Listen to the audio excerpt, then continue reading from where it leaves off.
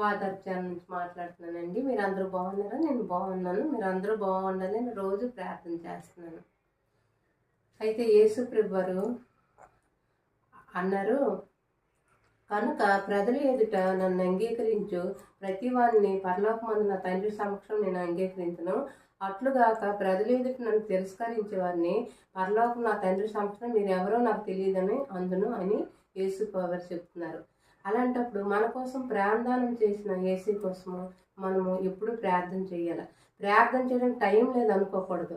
ప్రార్థన ఎప్పుడు ఎక్కడ మాట్లాడినే దేవుడి మాటలే, ఎక్కడ మనము వెళ్ళినే ఆయనకు ధ్యానించుకొని, అలాగైనప్పుడు ఆయన ప్రతిదీ గుర్తుపెట్టుకొని ఆయన మనకి సాక్ష్యం చెప్తారు.